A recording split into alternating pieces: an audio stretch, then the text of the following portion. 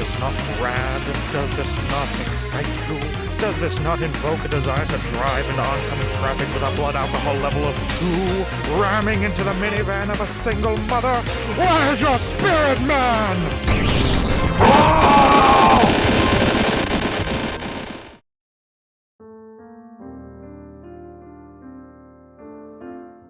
Have you ever actually held affection for a specific company?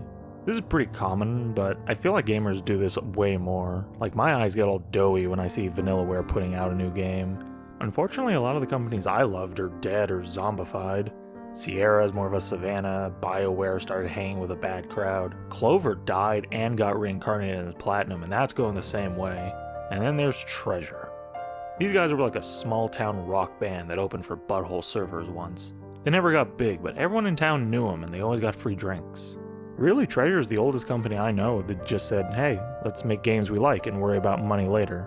Real artists of their craft, and damn, did they know what they were doing. Gunstar Heroes, Bangai-O, Ikaruga, these all slap and everyone's at least heard of them. My first Treasure game was Bleach Dark Souls for the DS, which doesn't really matter, but it's funny to me, like, I really liked Bleach as a kid, and Kub was a real savant for drawing women. It makes me wish Shonen Jump had that Disney rule where all those old doodles of naked girls the artists make, they go in a little vault because the company owns them.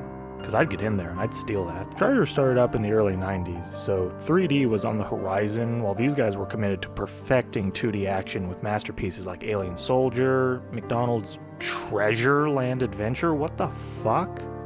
A story you hear a lot in this industry is that of passionate, skilled developers crafting the magnum opus of a genre no one plays. Guardian Heroes came out in 1996, like 3 months before Quake. There's a game that made the whole industry's pussy quake. Even on the Saturn, there was Knights and Panzer Dragoon, which had a sequel coming. These games shouldn't really be in competition since they're so different, but the adult market for video games was still kinda small. Most games were going to kids, and they're like retarded. They get drawn to new and shiny things more easily. But there were lots of amazing 2D games in the late 90s. They had been making games like that for a decade, so the developers and sprite artists were comfortable enough to break some boundaries and make some really unique experiences. There was like a dark cloud or other cliche hanging over the industry, and it was rendered in 3D. It's funny how video games were still new even then, and they were already having a battle of tradition versus the new technology. It was a losing battle all throughout the PS2 era, and it culminated in the PS3 360 era, where games just quoted how much bigger their world map was, like it was a challenge to small-penised individuals. I remember having an actual, serious conversation with a guy in high school about how, it might have been Far Cry or Assassin's Creed, it advertised itself as having a world map 1.5 times bigger than Skyrim. We talked about that like it was a real point in its favor. What an idiot I was. You know, I had a girl literally grab me on the shoulder and say, I like you, and you know what I said? I said, yeah, you're cool too. I literally did that meme. Ugh. I don't know what they were thinking, putting a giraffe in a human school, and it could never be. She was white though, so I know what she was after. A lot of genres struggled to adapt to the new era, especially beat-em-up games just died out for years. They might still be dead actually, I haven't checked on them in their retirement home in a while. Looking back, there's a ton of these masterclass games from this era, you just gotta find them. Like a treasure? Oh, it's like they knew they'd get buried from the beginning. I'm reviewing Guardian Heroes because I think it represents the company best. It's not their peak, but it wasn't a mistake. This game rules. You just gotta acquire a taste for it. The game starts with an opening cutscene, if we're being friendly, which sets up, hey, we're adventurers, we found a snazzy magic item, and oh no, the evil empire wants it. This game basically does the Shadow the Hedgehog progression. I can't believe that's the best way to explain it, but yeah. You have different choices at the end of each stage, which send you to a different stage with different enemies, different bosses, and also sets you on a different path towards different endings. Different paths reveal different sides of the story, you gotta beat it a few times to understand everything. Each main character is really unique. Han has large, powerful sword attacks but limited magic, Randy has strong magic and evasive maneuvers, Genichiro has amazing ranged attacks and high DPS spells, and Nicole showed like some glitter up her ass or something, but she also has this barrier spell that's good for cheesing enemies. Regular mobs aren't really different from one another, but even if they were, they can throw so many of them at you, you'd never see a difference in the crowd. The game is more about crowd control and blocking compared to most beat-em-ups. The number of enemies is really unmanageable with the tools given. Enemies can block any attack you do and counterattack. With so many enemies plus the lack of iframes, you can actually get juggled to death. but it is fair because you can return the favor and stunlock enemies, even bosses. Despite the chaos, tearing through these massive crowds feels so satisfying. You have a ton of moves and the spells are really fun to land. You always have an AI partner that you can command too. The only issue is the game's hard. I played on easy when getting footage just to guarantee I beat the game, even then I died a bunch. My action games of choice are character action or Souls-like. Both are genres where you can really master the combat and look like a god when playing, but this game with its massive crowds, lightning-fast AoEs, you will be hit, and hard. Even world record speedruns can see the runners getting passed around like a goth twink at a Republican National Convention. I have to fight my urge to get fancy just to survive. It's ingrained into me to not use the same move twice for style rank, but here, that's the name of the game. You spam that overhead. Hell yeah. Look at him go. You'll probably pick a favorite move or combo and just spam it, no shame either. I'm pretty sure the purpose of this game is just to feel like a fucking badass. It kinda takes the Dynasty Warrior approach at that, cleaving massive hordes with impressive moves and special moves. You know, Dynasty Warrior came out 1 year after Guardian Heroes? That's way closer than I would have guessed. Guardian Heroes is called a fighting RPG, which seems like a pretentious way of saying beat 'em up, but you can see what Treasure meant. The game has a super impressive beat 'em up campaign, which is clearly the main attraction, but this is a fighting game as well. The Versus mode lets you fight as the main characters, side characters, or even generic grunts and bosses. You can play with up to 6 characters too, like eat shit, Smash Bros. Don't get the wrong idea though, the Versus mode is awful. It's got that Mortal Kombat Armageddon problem. Every character sprite is playable, but that doesn't make them usable. The player characters and some bosses are fine, but the generic mobs only have the moves they use in-game. Look at this. I'm this one, Village Girl A. That's the only move she has, by the way. Now look at this. I'm the giant robot getting Eiffel Towered. So in reality, you've got a handful of playable characters, and even then, the ability to juggle and stunlock, not quite Touch of Death, but I wouldn't consider this a real fighting game. It's not a bad party game to break out if you're ever bored with a group of friends though. Instead of free roaming movement, the game has a linear system of 3 rails you switch between. What a fucking idiot. Just for that I'm putting that in the video to shame myself. Fuck me.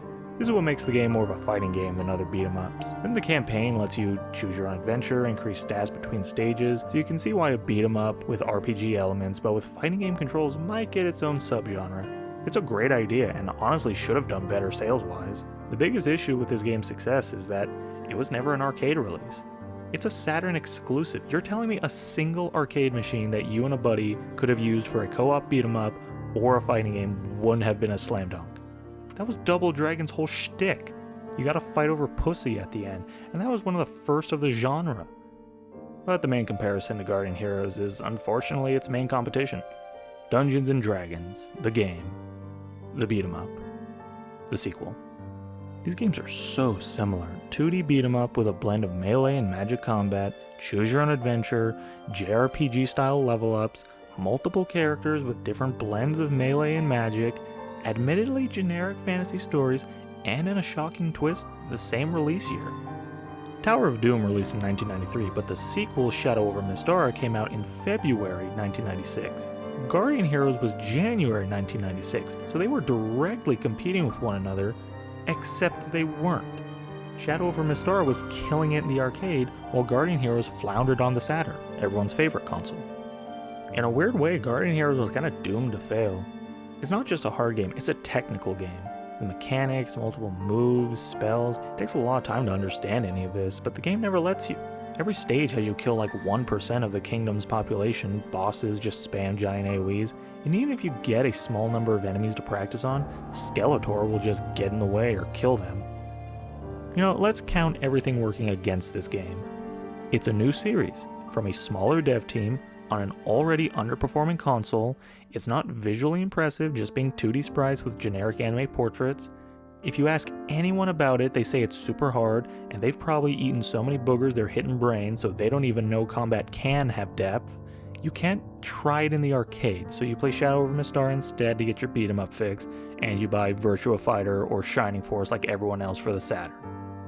I wish I could say this game got recognized later on, but it only got ported to the Xbox Arcade for the 360 and Xbox One. The Saturn's emulation scene has always been troubled. Even now it's kind of a pain to get an emulator up and running. It takes some effort to play this game, meanwhile its arch nemesis is happily on Steam. In a dumb way, this game reminds me of Megamind. It's not like Dungeons & Dragons is factually better than Guardian Heroes. It was just in the right place at the right time with better circumstances, while Guardian Heroes just needed to be appreciated. Honestly, I only chose to review this game because I was so confident no one watching would have played it before. I only know this game exists because of Isekai Oji-san, an anime about this guy who fucking loves Sega games. He goes on this big rant about how good Guardian Heroes was, so I got curious and checked it out. It's a good thing I did, with how much fun I've had just popping in, doing a run here and there.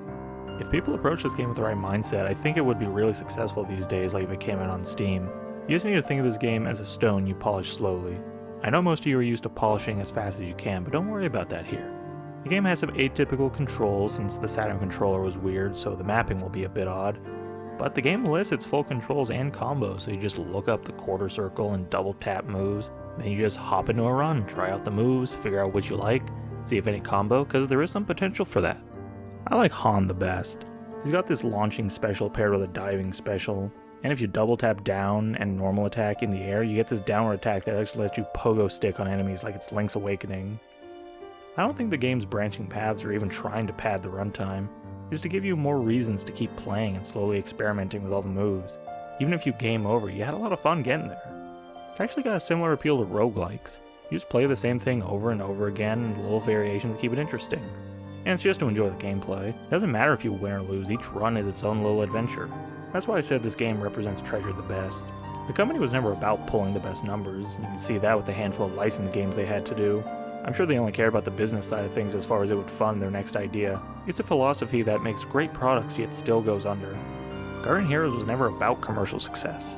I doubt the team cared about what other games were hitting the market or what gamers were demanding more of at the time. They wanted to craft an amazing beat-em-up by blending fighting game and RPG elements, and in the end you could say they were behind the times with all their games, but look at us now. Games like Hollow Knight and Cuphead are revered much higher than some of the shiniest AAA turds.